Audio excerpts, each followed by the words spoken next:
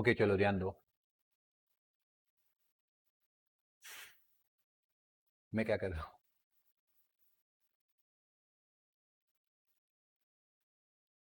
So what is the core electron? Listen carefully. What is the core electron and what is the valence electron? So core electrons in the helium, core electrons in the helium 2 इन नहीं आएगा, is the helium 2 Ne10 Ar10 Ar18 sorry, ये जो हम लिख रहे थे ना, जैसे कैल्शियम की बात करें तो उसमें Ar18 लिख रहे हैं एंड देन 4H2 लिख रहे हैं, यस और नो?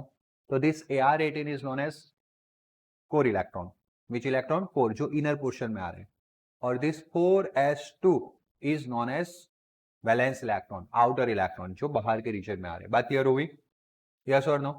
सो आफ्टर कोर आएगा, okay, valence electron after complete filled cell core or filled cells of the core electron that are added to the electronic cells with the highest principal quantum number, that is called valence electron. ऐसे electron जो cell complete होने के बाद higher principal quantum number वाले orbitals में add होते हैं। Just for example, जैसे कि सल्फर जिसका एटॉमिक नंबर कितना है 16, तो how we can describe the electron configuration? तो 1s2 2s2 2p6, इतना ना लिखना हो तो हम क्या लिखेंगे?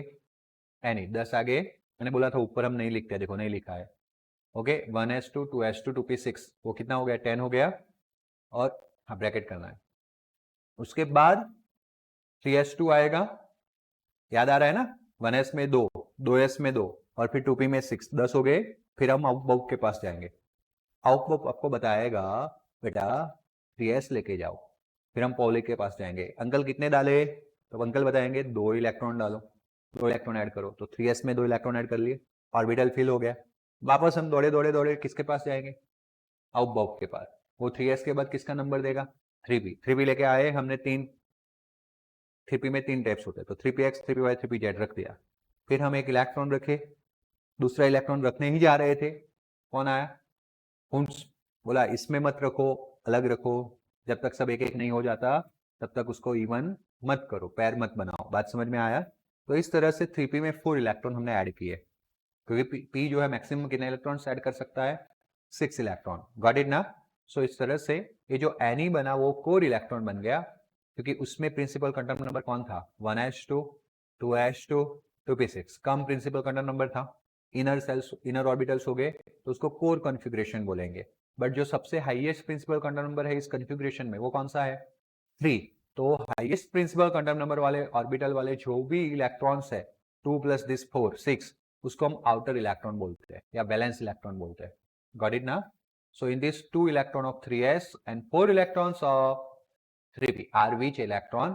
Valence electron. Is it clear to up to all of मतलब आप सबको clear हो गया? Okay. Write the electronic configuration of chromium and copper and give the reasons for the Z equals to 24 and Cu Z equals to 30. Cu Z equals to 30. Okay. क्या लिखा है? Right electronic configuration of chromium and copper.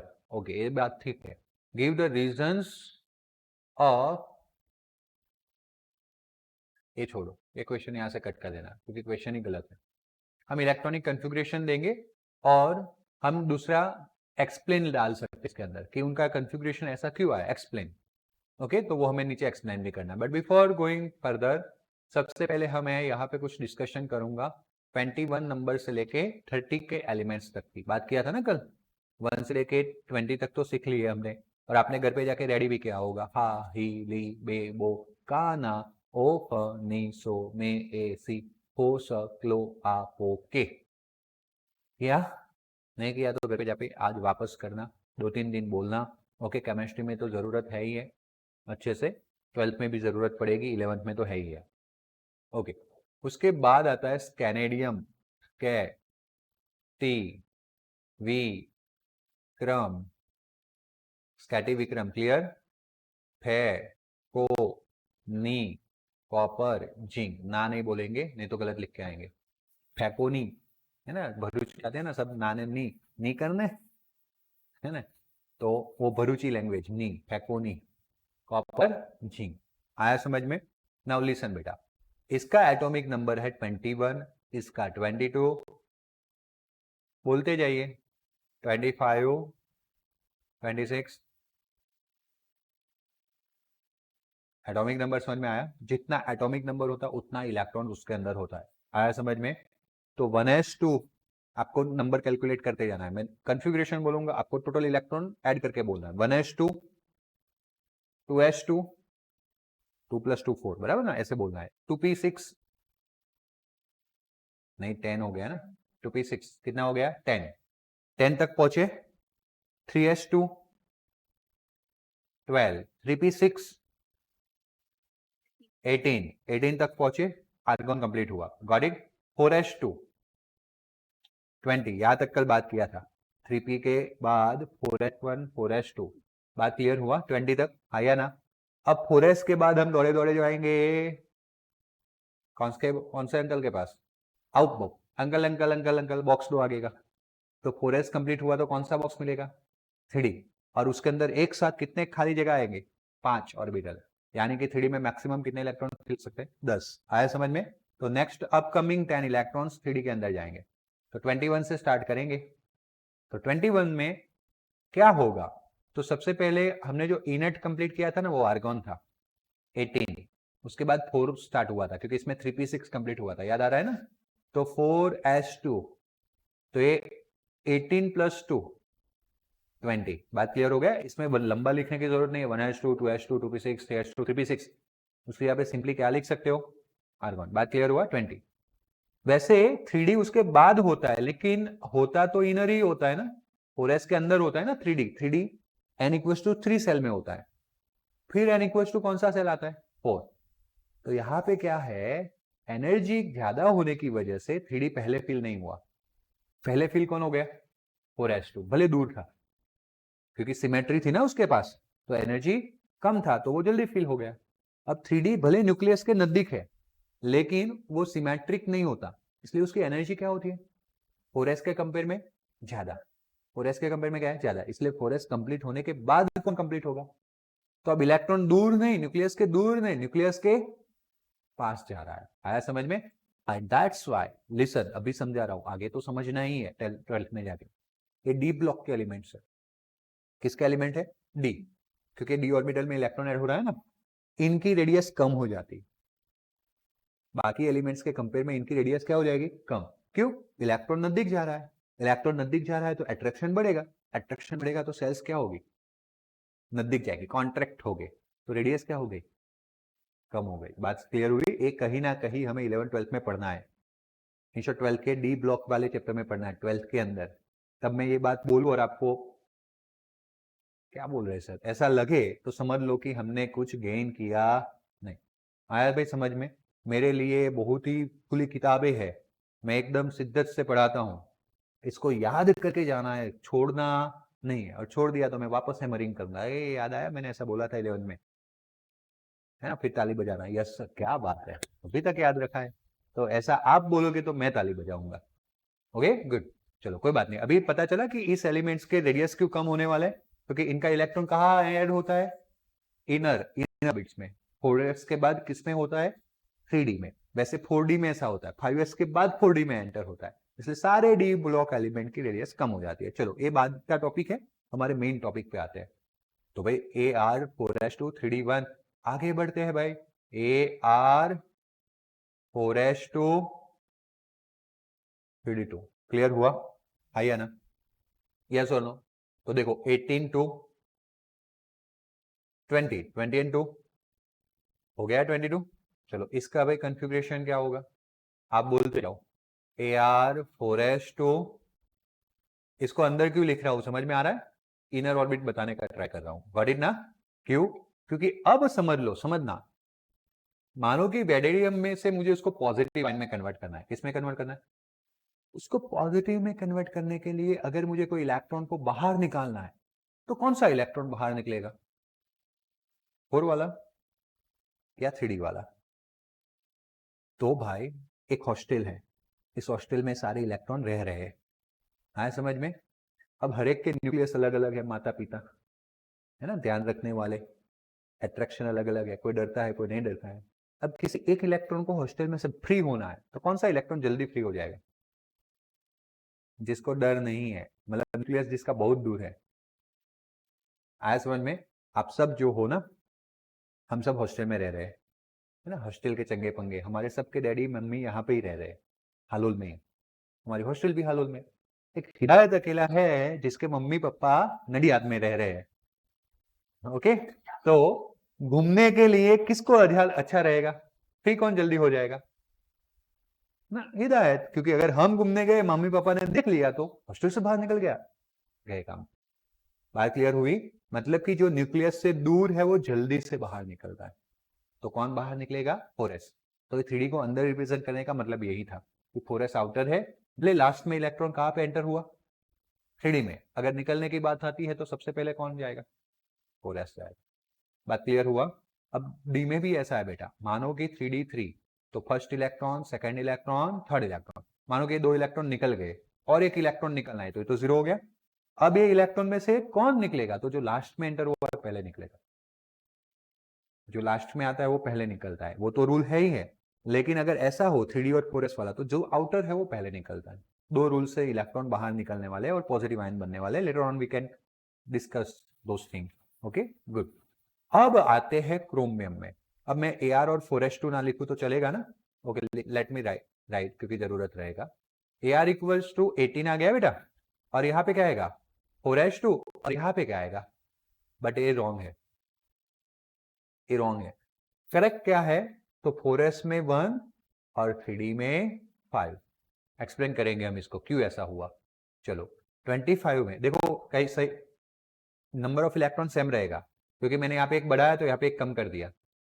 आया समझ में? 18, 5 23 and 1 24 हुआ कि नहीं? फिर यहाँ पे तो सिंपल सा है, Ar 4s2 20 हुआ, 3D 5, फिर वापस यहाँ पे 3D 6, 3D 7, 3D 8, यहाँ पे 4s1 3D 10। वैसे 4s2 3D 9 होना चाहिए था, बट 4s1 3D 10, और यहाँ पे तो सिंपल सा है 4s2 3D 10 हो गया 20, और वो 18 to 20 एंड 10 30। तो ये दो चीज जो आई वहां पे हमने कन्फिग्रेशन में रूल्स फॉलो नहीं किए। आया समझ में? हमने 4s में सिर्फ एक ही रखा और बाकी के इलेक्ट्रॉन कहाँ पे दे दिए? डी में। ऐसा तो क्या हुआ होगा? तो भाई देखते हैं डी में कितने टाइप्स होते, तो 5 गणना दिए। तो एक्चुअली में क्रोमियम में ऐसा होना चाहिए था 1 2 3 4, 3D 4 होना चाहिए था कि नहीं? बट वो पांचवा अगर खाली था ना, इसलिए 4s वाला इलेक्ट्रॉन जंप लगा के इधर आके रह गया, तो उसमें भी अकेले अकेले इलेक्ट्रॉन हो गए, एस पे भी एक इलेक्ट्रॉन हो गया। आया समझ में? सिमेट्रिक। आगे बढ़ने वाले इसको केमिकल टर्म्स में, बट अभी थोड़ी बात क्लियर हो रही है। 5 बॉक्सेस थे, डी में 5 टाइप थे, 4 में तो एक एक इलेक्ट्रॉन आ गया था, वो 5th को कवर करने के लिए उसमें आ गया, स्टेबिलिटी के लिए आता है। एटम तब स्टेबल हो जाता है। एक में 2 इलेक्ट्रॉन रहेंगे, रह तो सकते हैं, लेकिन डिसुम डिसुम करेंगे, रिपल्सन। इसलिए जब खाली ऑर्बिटल मिला तो वो जंप करके वहां आ गया, और सिमेट्री भी मिल गई ना। अब सबका पास एक एक एक एक है घर, तो कोई झगड़ेगा? हमारे लिए झगड़ेगा नहीं, मतलब कि एटम को क्या प्रोवाइड करेगा? स्टेबिलिटी। बात क्लियर हुई? इसमें क्या हुआ होगा? 3D कॉपर के केस में 1 2 3 4 एंड 5 बॉक्सेस हुए। 1 2 3 4 5 6 7 8 और 9 होने चाहिए। सब 2 2 2 है या ना? सबका मैरिज हो गया, वो अकेला भाई बचा था, बोल रहा है मैं क्यों रहूं, तो वो 4s का इलेक्ट्रॉन निकाल के आ गया, पैर बना दिया। तो यहां पे भी सिमेट्री आ गई, सब एक जैसे हो गए। इसलिए सिमेट्री को गेन करने के लिए, स्टेबिलिटी को गेन करने के लिए क्या होता है? इलेक्ट्रॉन जंप करते हैं। बात क्लियर हुआ? देखो electronic configuration of chromium Ar18 4s1 3D के लिए लिखी नहीं है, अगर लोग 5 यहाँ पे लिखना चाहिए, 3D 5 हमने पढ़ा ना। देखो 5 इलेक्ट्रॉन एक एक, s इलेक्ट्रॉन एक, आया कि नहीं? ऑर्बिटल डायग्राम वापस यहाँ पे 3D 10 4s1, यहाँ पे 2 2 बताया था ना, s का एक इलेक्ट्रॉन जंप करके यहाँ पे आ गया। Got it? ओके। ऐसा तब होता है जब एनर्जी में ज्यादा डिफरेंस ना हो, क्योंकि इलेक्ट्रॉन तो एनर्जी के अकॉर्डिंगली अरेंज होते थे ना, आया ना? तो जंप करने में भी तभी जंप हो सकता है जब 4s में से 3D में जंप कर रहा है इलेक्ट्रॉन, मतलब कि 4s एंड 3d की एनर्जी में कुछ ज्यादा डिफरेंस होना चाहिए नहीं। बात समझ में आया? नहीं तो मेरी झोपड़ी है और हिदायत का बंगला है, मेरी झोपड़ी छोड़ के मैं बंगले में रहने जाऊंगा या वो बंगला छोड़ के झोपड़ी में रहने आएगा? एनर्जी में लॉट्स डिफरेंट है। आया ना? बात क्लियर हो रही है ना? एक कैटेगरी के बंदे हो तो पेयर बन सकती है भाई, बाकी बनेगी नहीं। इसीलिए 4s एंड 3d के बीच में एनर्जी डिफरेंस कम है एंड दैट्स व्हाई 4s का इलेक्ट्रॉन जंप कर सकता है किसके अंदर?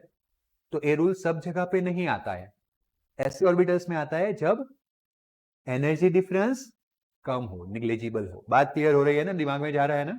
तो yes, energy of the 3d orbital is less then the 4s। क्या बोल रहा है, ऐसा कैसे आएगा?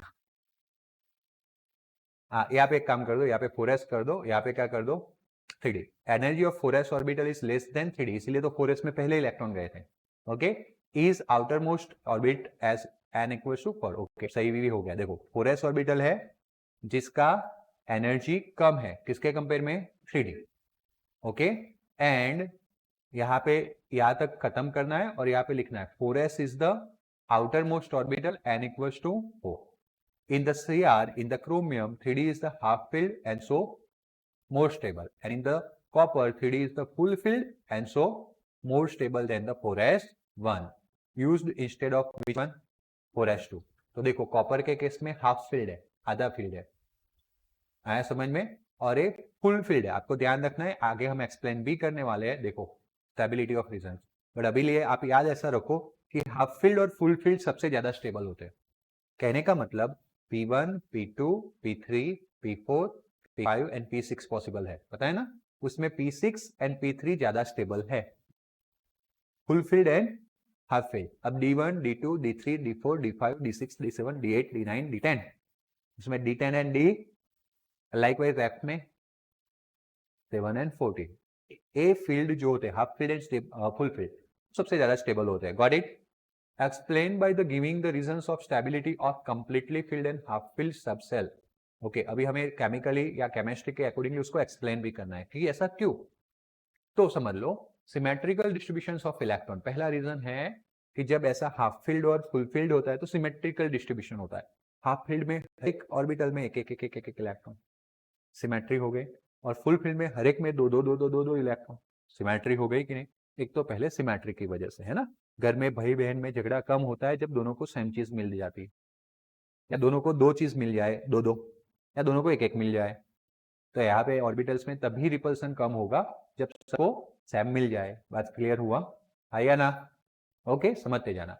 द कंप्लीटली फिल्ड और half filled subcells have a symmetrical distributions of the electrons in them and therefore more stable. The shielding of the another relatively small and electrons are more strongly attracted by the nucleus। एक पहले तो symmetric की वजह से stable होते हैं, but इसके लिए उन्होंने वो भी बताया है कि मानो कि P3 and P6 half field and full field consider कर रहे हैं तो इस P3 एंड P6 में शिल्डिंग कम होता है। शिल्डिंग ज्यादा हो गया ना तो अनस्टेबिलिटी क्रिएट करेगा, इलेक्ट्रॉन दूर भागेंगे, पता है ना? शिल्डिंग नरेंद्र मोदी वाला याद आया ना? Good, very good. तो अब क्या हुआ, शिल्डिंग कम हो रहा है P3 एंड P6 में, बाकी के कंफिग्रेशन में P1, P2, P4, P5 में ज्यादा शिल्डिंग हो रहा है, इसलिए इलेक्ट्रॉन दूर चले जाते हैं। इलेक्ट्रॉन दूर चले जाते हैं तो वीक अट्रैक्शन होता है, बट यहाँ पे शिल्डिंग कम हो रहा है तो इलेक्ट्रॉन नजदीक आएंगे, स्ट्रांगली अट्रैक्ट रहेंगे, इसीलिए स्टेबिलिटी बढ़ जाएगी। बात क्लियर हो गई? गुड। दूसरा क्या होता है, एक्सचेंज एनर्जी। यहाँ पे लिखा होगा एक्सचेंज एनर्जी। एक्सचेंज एनर्जी क्या है वो समझ लो भाई। तो ये 5 ऑर्बिटल है डी के, दिख रहे हैं, सब में एक एक इलेक्ट्रॉन है या ना? सबकी एनर्जी सेम होती है, पता है ना? एक ही टाइप के ऑर्बिटल्स की एनर्जी सेम होती है। अब समझ लो होता क्या है कि देखो, अब जब हाफ फील्ड है तो क्या हो सकता है कि फर्स्ट नंबर का इलेक्ट्रॉन जो है वो घुमा फिरा के इसको रिप्लेस करके उठा के इधर ले आएगा। फर्स्ट नंबर का रिप्लेस इसको भी कर सकता है, फर्स्ट नंबर का रिप्लेस इसको भी कर सकता है, फर्स्ट नंबर का इसको भी रिप्लेस कर सकता है, मतलब 1 2 को रिप्लेस कर सकता है, 1 3 को रिप्लेस कर सकता है, 1 4 को रिप्लेस कर सकता है, 1 5 को रिप्लेस कर सकता है। इन शॉर्ट क्या है, इस सब का एक स्पेसिफिक वैल्यू है एनर्जी का, और वो सेम भी तो है। तो अब सब घर में एक एक एक एक मतलब हम इंसानों से समझते हैं और उसको घर बोल देते हैं। सब घर में एक एक एक एक एक लोग रह रहे हैं, समझ में आया? तो पहले वाले को इच्छा हुई कि भाई मुझे बालकनी में जाना है लास्ट पॉइंट पे, तो वो बोलेगा चलो एक्सचेंज कर लेते हैं, वहां का इलेक्ट्रॉन इधर, वहां का इलेक्ट्रॉन इधर, एक्सचेंज हो गया, गॉट इट? बट अगर भुतिया बंगला था ओके 5 थे बराबर। अब 1 2 और 3 दो बंगले भूतिए थे, मतलब उसमें कोई रह रहा नहीं है। तब ये जो पहला वाला है वो सिर्फ दूसरे को, और पहला वाला है वो सिर्फ तीसरे को ही एक्सचेंज कर पाएगा। बात समझ में आया? जब हाफ फील्ड आई तो उसने एक्सचेंज बढ़ा दी, जब कंप्लीटली फील्ड नहीं थी तो एक्सचेंज कम हो गया कि नहीं हो गया? जितना ज्यादा एक्सचेंज उतना ज्यादा स्टेबिलिटी। बात क्लियर हो रही है दिमाग में? कि भूतिया बंगला है, यहाँ पे रहने नहीं जा सकते इलेक्ट्रॉन, पहले से खाली है। खाली है मतलब अंदर तो कुछ प्रॉब्लम होगा ना भाई, मतलब हम समझ रहे हैं इस तरह से। ओके, तो एक्सचेंज सिर्फ पहले का दूसरे के साथ, पहले के तीसरे के साथ हो रहा है, बट यहाँ पे पहले का ही कितने के साथ हो रहा है? तो 1 का 2, 1 के 3, 1 का 4, 1 का 5। अब 2 नंबर का है, उसका 1 का 2 तो बन ही गया था ना, तो 2 नंबर आगे एक्सचेंज कर सकता है, 2 का 3, 2 का 4, 2 का 5, तो 3 एक्सचेंज 2 से मिल जाएंगे। इस केस में 2 का सिर्फ 1 ही मिलेगा, 2 से 3, 4 एंड 5 तो खाली है। आगे और बढ़ते हैं तो 3, 4 एंड 5 के साथ एक्सचेंज कर सकता है, यहाँ पे तो कुछ चांस ही नहीं है। आया समझ में? और अगर 4 की बात करते हैं तो 4 5 के साथ एक्सचेंज कर सकता है, क्योंकि आगे के हो गए, 1 2 4 बोला मतलब 4 2 1 हो गया, इसलिए पीछे नहीं जा रहे। तो ऐसे कुल मिला के 4 3 7 2 9 और 1 10 10 एक्सचेंज मिलते हैं अगर हाफ फील्ड है तो, और फुल फील्ड है तो भी सिमेट्री है तो एक्सचेंज उतने ही मिलने वाले हैं। बात समझ में आया? खाली है तो एक्सचेंज नहीं कर पाएगा। गॉट इट ना? Good. So this is the exchange energy. The stabilizing effect arises whenever two or more electrons within the same spin are present in a degenerate their positions and energy released due to the exchange in the called exchange energy. जब पढ़ा रहे थे ना sir अच्छा लग रहा था, जब पढ़ने का है तो पता ही नहीं चल रहा है क्या लिखा है, तो एक सेंटेंस को थोड़ा ब्रेक करके पढ़ते हैं, समझते। स्टेबिलाइजिंग इफेक्ट, ऑर्बिटल का स्टेबिलाइजेशन, स्टेबल कब बनते हैं? whenever two or more electrons, दो या दो से ज्यादा electron with the same spin, जिनका स्पिन सेम है। तो हमने सारे अप एरो लिए थे अभी, यस और नो, मतलब कि उनका स्पिन सेम है, plus up plus up plus up. Okay, present in the degenerate, degenerate मतलब कि जिनकी एनर्जी सेम है। तो सेम स्पिन वाले इलेक्ट्रॉन अगर डीजेनरेट ऑर्बिटल्स में है, मतलब कि पी के टाइप्स में या डी के टाइप्स में या तो एफ के टाइप्स में, जिनकी एनर्जी क्या रहती है? सेम। फिर पी का एस के साथ नहीं देखना है क्योंकि एनर्जी डिफरेंट हो जाएगी, उसी टाइप में अंदर दिखना है। पी के 3 टाइप्स होते हैं, डी के 5 टाइप होते हैं, एफ के 7, आगे जाओ 9 11 मिलते हैं, लेकिन जाने की जरूरत नहीं है, खत्म हो जाता है। ओके, तो डी जनरेट का मतलब समझ में आया भाई? देयर पोजीशन, वो अगर एक्सचेंज करते हैं पोजीशन तो energy release to the exchange in the call, that is exchange energy. Energy release due to the exchange is called exchange energy. ऐसे ही एक्सचेंज नहीं होगा। मेरे बाजू में एक पड़ोसी में घर है भाई हिदायत का, हिदायत को इधर आना है, मुझे भी वहां तो जाना है, लेकिन पहले बात हिदायत ने छेड़ दी। ओके, तो मैं बोलूंगा पैसा लगेगा, बराबर। उसने बोला सर 100 रुपया चलेगा, मैं बोला चलेगा। उसने इधर आ गया, मैं उधर आ गया, वो 100 रुपया की हमने पार्टी कर ली, दोनों मिलके लॉस कर दिया। तो इलेक्ट्रॉन जब एक डीजेनरेट ऑर्बिट में से दूसरे डीजेनरेट ऑर्बिट में जाता है तो एनर्जी एक्सचेंज होती है, मतलब एनर्जी रिलीज होती है। और इस एक्सचेंज में जो एनर्जी रिलीज हुई उसको बोलते हैं एक्सचेंज एनर्जी। बात समझ में आई? हाँ या ना? भाई हिदायत ने 100 रुपीज ले लिए, मतलब दे दिए, हिदायत की एनर्जी ऑलरेडी जो थी उससे भी क्या होगी? कम हो गई। अगर एनर्जी कम होगी तो, एनर्जी कम होती है तो थर के बैठना पड़ता है, पैसे ही नहीं है तो कहाँ घूमोगे। एनर्जी कम होती है तो क्या क्या बढ़ता है? स्टेबिलिटी। एनर्जी कम होती है तो, बात क्लियर हुई? अब वो फर्स्ट वाला इलेक्ट्रॉन सोचो, फर्स्ट वाला जो 4 एक्सचेंज कर सकता है, दबादब उसने 4 एक्सचेंज कर लिए, तो उसकी एनर्जी कितनी कम हो जाएगी? और अगर एनर्जी कम हो गई, ऐसे करके हर एक इलेक्ट्रॉन्स की एनर्जी कम हो गई, तो एटम को क्या मिलेगी? तो जितना ज्यादा एक्सचेंज उतना एनर्जी कम होगा और उतनी स्टेबिलिटी बढ़ जाएगी। आया समझ में? ओके, ये सबको समझाना है खास करके स्कूल में। In the D5 electronic configuration, समझ में आ रहा है? हाँ या ना Bhavya? Okay, D5 configuration, all the 5 electrons have the same spin and so by the equal rotation more exchange take place। पांचों का स्पिन सेम है, up arrow up arrow up arrow, इसलिए ज्यादा एक्सचेंज हो पॉसिबल था। हमने देखा 10 एक्सचेंज पॉसिबल था, ऐसा है या ना? Okay, and so more energy, जितना घाटा उतना स्टेबिलिटी, जितना एनर्जी ज्यादा रिलीज हुआ उतना कॉन्फ़िगरेशन क्या हो जाएगा? Stable. So half field and completely field, half field में 3d5, कंप्लीटली फील्ड में 3d10 possesses more stability। उसका एक रीजन तो हो गया, अभी मानो कि कंक्लूड करें तो पहले तो स्मॉल सील्डिंग, वो तो भी अभी हमने एक्सप्लेन किया था ना, सील्डिंग कम होगा। दूसरा स्मॉलर कूलम्बिक रिपल्सन एनर्जी, इस ऑर्बिटल्स में रिपल्सन कम लगता है। क्यों कम लगता है? सबको से मिल गया है, हर एक को एक एक ऑर्बिटल मिल गया है, या हर एक ऑर्बिटल में दो इलेक्ट्रॉन है, तो किसी को बंदूक, तो फिटिंग, मतलब रिपल्सन कम है। ऐसा मतलब कि ना कि ऐसा ऐसा बोले थे सर, लिख दो। एक सेंटेंस से पहुंच कहा है, रिपल्सन क्या हो रहा है? कम हो रहा है। रिपल्सन कम हो रहा है तो स्टेबिलिटी बढ़ेगा। And the third one is larger exchange energy, पढ़े थे ना अभी? Okay good. The quantum numbers of 6 electron are given below, arrange them in order of. अभी ये चैप्टर यहाँ पे खत्म हो जाता है, आपके एनसीईआरटी में देखोगे तो यहाँ पे खत्म है। अब कुछ क्वेश्चंस हमने पढ़ा है उसी पे से दिए गए हैं, तो देख लेते हैं कि the quantum number of 6 electron are given below. Okay, electrons के क्वांटम नंबर दिए गए, arrange them in order of increasing energy, हमें इंक्रीजिंग ऑर्डर में अरेंज करना है। If any of these combinations have same energy list, okay, exercise 2.62 exercise का question है। इसमें एक्सरसाइज पूरी कवर हो जाती है, मतलब क्या मतलब, ये हमने 1 से लेके हर एक क्वेश्चन किया ना 85 तक, तो इसमें एक्सरसाइज के सारे क्वेश्चन कवर हो जाते हैं कि बच जाते हैं? आपने किया, देखा घर पे, देखना मेजोरिटी आ जाते होगे। ओके, बाकी आगे वाले में स्टार वो नहीं था आगे। ओके, सिर्फ इतने ही है, गुड था। ओके, कुछ कवर होते होगे, कुछ नहीं होते होगे, जो बाकी रह जाते हैं वो आपको खुद करने हैं। इतना पढ़ाने के बाद मुझे नहीं लगता कि और भी मुझे आगे पढ़ाना पड़ेगा इस चैप्टर के अंदर, है ना? Okay good. N equals to क्या है बेटा?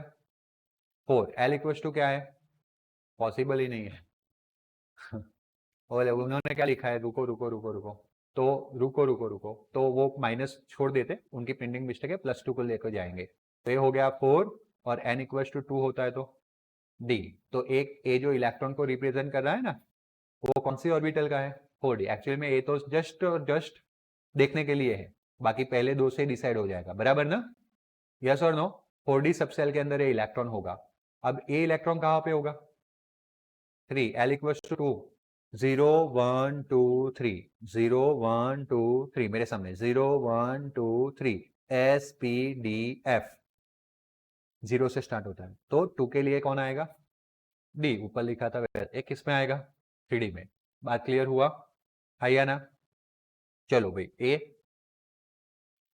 4, हाँ, एल इक्वल्स टू 1 पी, चलो ए वापस वही आया। ओके, 3d, बट 3d का मतलब कि ए अलग अलग हो गया, बट दैट वे वैलिड, क्योंकि हम डिफाइन नहीं करते कि -2 हो तो ही ए ऑर्बिट, ऐसा डिफाइन नहीं करते। चलो 3p एंड गॉट इट, समझ में आया? ओके, आपको तो सिर्फ क्या करना था? अरेंज करना था, हमने तो सिर्फ अभी निकाल के दिया है। हमें इसको क्या करना था? इंक्रीजिंग ऑर्डर में अरेंज भी करना था। आया समझ में? तो अभी हमारे पास कौन कौन सी ऑर्बिटल निकल के आई? 4d 3d 4p 3d 3p and 4p। तो उसमें सबसे कम, तो देखो n प्लस एल की वैल्यू फाइंड करो। किसकी वैल्यू फाइंड करो? n प्लस एल, तो 4 + 2। अब ऐसा मत सोचने बैठना कि ये दोनों का n क्या है l क्या है, ऊपर लिखा हुआ है समझ में? तो वापस हम क्यों सोचने बैठे? 3 + 2, 4 + 1, 3 + 2, 3 + 1 एंड 4 + 1। तो सबसे कम एनर्जी किसकी? 3p की। सबसे कम एनर्जी 3p की। आया? आया समझ में? जो कौन से नंबर पे था यहाँ पे? 5। तो देखो 5 के साथ 3p आया। उससे ज्यादा, 4 से ज्यादा किसकी है? वो 5 में काफी ज्यादा है, दिख रहा है? आया ना? तो अब उसमें हमें देखना पड़ेगा कि किसका क्वांटम नंबर कम है। तो इस 2 में क्वांटम नंबर कितना है? 3। इसमें कितना है? 4। इसमें कितना है? 3। तो 2 3 वाले, 2 4 वाले, 4 है। ओके, चलो 5 के सामने देख रहे हैं, ए वाला आया और ए वाला आया, गॉट इट? अब 2 3 में भी डिसाइड करना है, तो यहाँ पे 3d है और यहाँ पे भी 3d है। चलो कोई इश्यू नहीं है, 3d का तो एनर्जी सेम रहता है। 3d का एनर्जी क्या रहता है? सेम। तो हमने लिखा 2 नंबर के, 4 नंबर में जो 3d था वो, और 2 नंबर में जो 3d था वो, दोनों का एनर्जी क्या है? सेम। अब उससे ज्यादा किसका होगा? तो वापस 5 वाले को पकड़ेंगे, क्योंकि वो बाकी था ना, n = 4 और n = 4, वो दोनों भी क्या है? 4p क्या है 4p and that's why 4p का एनर्जी क्या रहता है सेम दिख रहा है। अब कौन सा बाकी बचा 6 जो 4d है सबसे ज्यादा 6 4d मतलब 1 वाला 4d आया समझ में आया ना ओके। तो इस हिसाब से अब हम जो 3p और 3d हमने खुद डिसाइड किया था ना उसको निकाल दे। तो 5 का एनर्जी आया फिर 4 and 2 आया फिर 6 आया इक्वल टू 3 आया और फिर 1 आया जो नेमिंग हमने किया था वो निकाल दिया। तो इस रेंज में एनर्जी क्या होगा इंक्रीज होगा आया समझ में। और 2 and 3 सॉरी एक्चुअली में ये गलत है लिव इट। एनर्जी तो सिर्फ 2 and 4 का सेम है और 6 and 3 का सेम। बोलो कोई doubt okay. Bromine atom possesses 35 electrons. It contains 6 electrons in the 2p orbital, 6 electrons in the 3p orbital, 5 electrons in the 4p orbital. Which of these electron experiences the lowest effective nuclear charge? Okay तो अब इसके 2p में भी electron है 3p में भी है और 4p में भी है। 2p में 6 3p में 6 और 4p में 5। आपको पूछा गया किसको कम इफेक्टिव न्यूक्लियर चार्ज एक्सपीरियंस होगा आपका क्या बोलना है क्वेश्चन पढ़े बिना। 2p को कम चार्ज फील होगा 3p को फील होगा मेरे सामने देखोगे तो थोड़ा बढ़िया ही जाएगा कि 5p को होगा 4p को होगा क्यों क्लियर हुआ बोला था मेरे सामने देखोगे तो आ जाएगा idea okay. 4p orbital has a less effective nuclear charge क्यों क्योंकि n equals to 4 which is more than n equals to 2 for 2p and n equals to 3 for the 3p। 4p is farthest मतलब कि दूर है किससे nucleus से and that's why experiences which one less attraction। 4p is the outermost while 2p and 3p are inner orbitals and so 4p orbital has a shielding effect which is more बाहर दूर खड़ा रहता है हिदायत के जैसे उसको कम shielding effect फील करना पड़ता है ना। हिदायत का एग्जाम्पल दिया है पूरे लेक्चर्स में वही चला इसीलिए लास्ट तक चलते रहते हैं नेक्स्ट पेपर में चेंज करेंगे है ना good. Hence less attraction with the nucleus nucleus के साथ कैसा अट्रैक्शन रहेगा कम इसलिए 2p का सबसे कम ज्यादा अट्रैक्शन उससे कम किसका और उससे भी कम किसका ओके। अगर अट्रैक्शन कम हो रहा है तो एनर्जी क्या होगा ज्यादा हो आया समझ में and so there is a less attraction of the nucleus on 4p। Among the following pairs of orbital, which of orbital will experience the larger effective nuclear charge? दो दिए गए अब आप वापस मुझे बोल सकते हो कि 2s and 3s में लार्जर इफेक्टिव न्यूक्लियर चार्ज किसका होगा लार्जर 2s का होगा जो नजदीक है। चलो 4d and 4f में एंड 3d and 3p में 3p क्योंकि d का सिमेट्री नहीं होता है p के बाद d आता है गॉट इट गुड। 2s पहले में आएगा 4d दूसरे में आएगा and 3p उसके बाद आएगा। More nuclear attraction from the given pair the pair which has the less energy it has a more effective nuclear charge यहाँ पे लिखा था ना तो यहाँ पे एक वर्ड ऐड कर लेंगे effective nuclear charge and the adore of energy 2s का एनर्जी कम है और 3s का ज्यादा है इसका मतलब 2s के पास कम एनर्जी है मतलब कि मोर इफेक्टिव न्यूक्लियर चार्ज वो फॉलो कर रहा है आया समझ में। 4d एंड 4f के कंपेयर में किसका कम होता है एनर्जी मतलब उसको ज्यादा न्यूक्लियर चार्ज इफेक्टिव मिलता है और 3p एंड 3d में 3 को बात क्लियर हुई आइए ना। The unpaired electron present in the aluminium and silicon are present in the which orbital 3p। Which electron will experiences more effective nuclear charge from the nucleus. अब उल्टा दे दिया मतलब कि आपको एल्यूमिनियम एंड सिलिकॉन दे दिया पहले आपको दिया जाता था 3p में ज्यादा है या 4p में तो आपको पहले से बता दिया जाता था।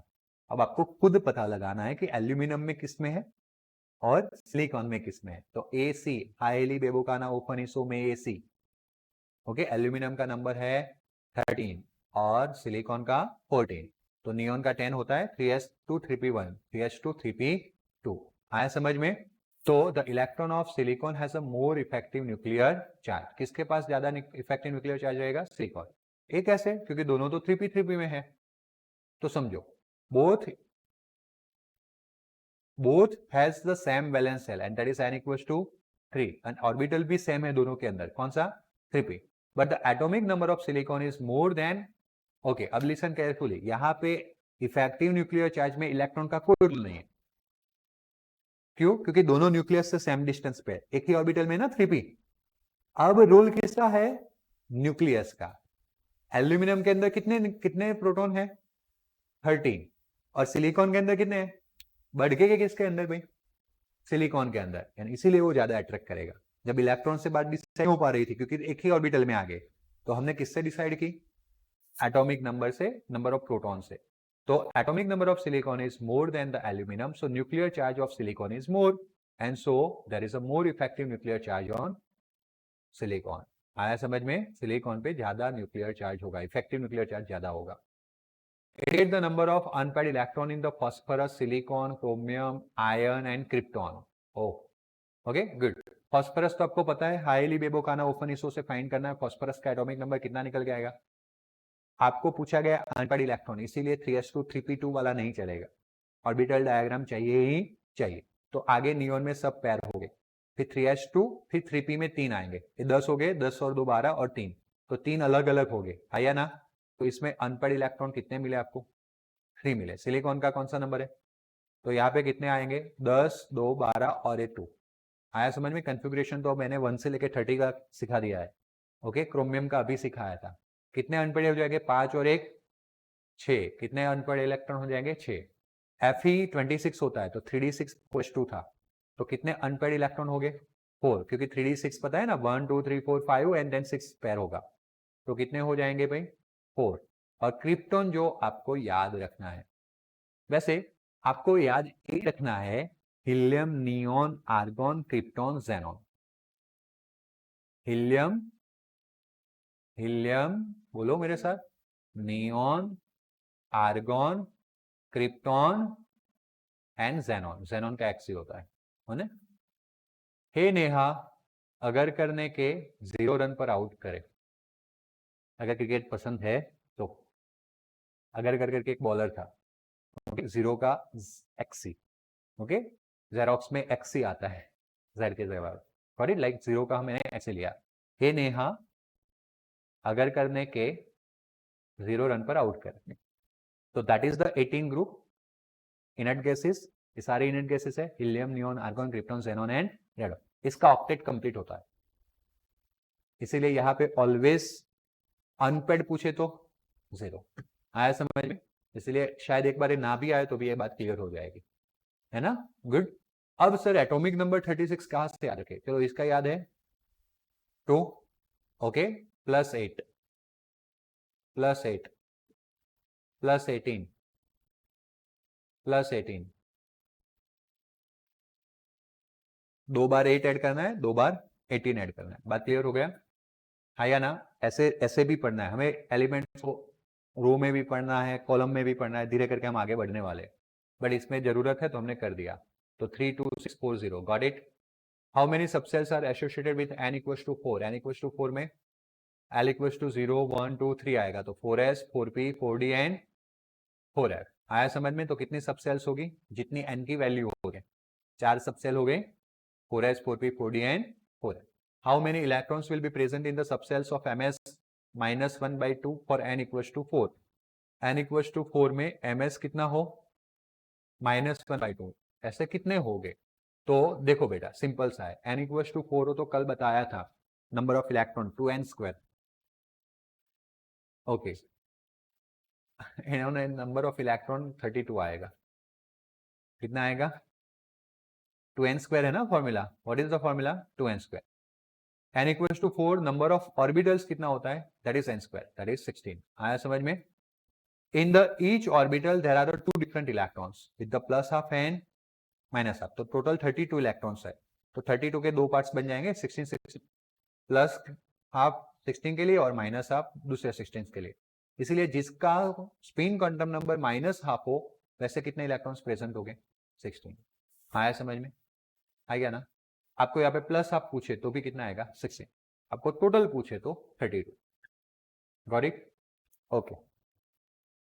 इस तरह से आपका चैप्टर जो है वो कंप्लीट हुआ।